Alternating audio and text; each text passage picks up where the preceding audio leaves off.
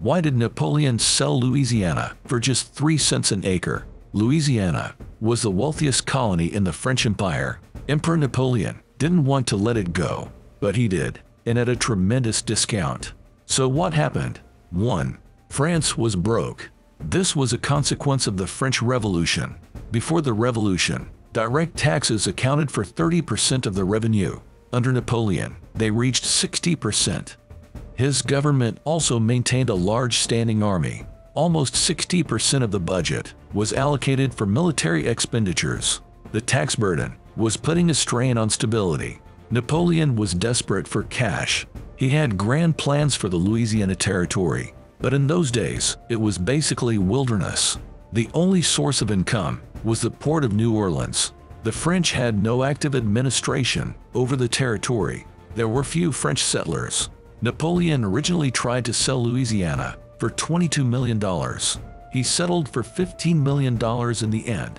That was 3 to 4 cents per acre, but it was a lump sum that significantly helped the emperor. 2. France was gearing up for war.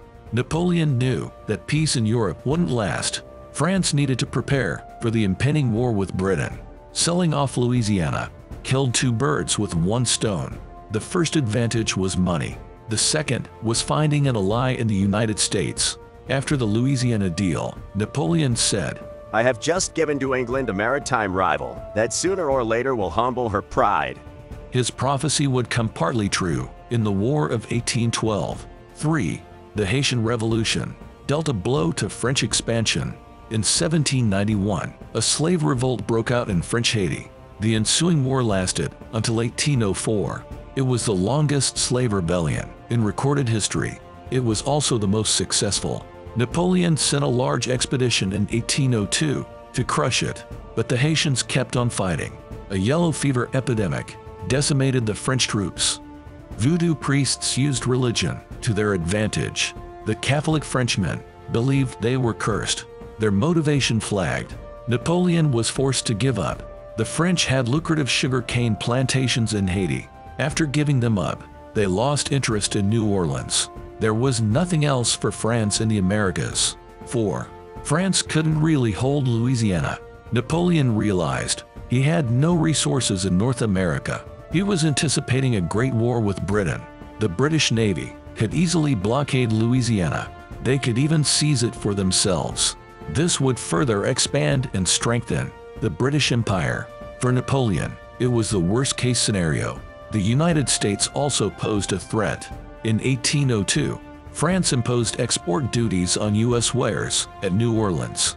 This enraged American merchants and farmers. Many politicians advocated for seizing New Orleans. President Jefferson's own party passed a resolution. 80,000 men would be kept ready to march at a moment's notice. French troops were being decimated in Haiti. Napoleon realized he stood no chance if the U.S. invaded. Selling Louisiana was thus a win-win move. 5. The Louisiana Purchase was unpopular in the U.S. The Federalists opposed it, saying Jefferson violated the Constitution. The public saw it as a waste of money. Louisiana was underdeveloped, swampy, and rural. Congressman Fisher Ames summed up the prevailing view. "We are to give money of which we have too little, for land of which we already have too much." But the purchase was ratified by a 24-7 vote. Jefferson later admitted he had stretched the Constitution until it cracked.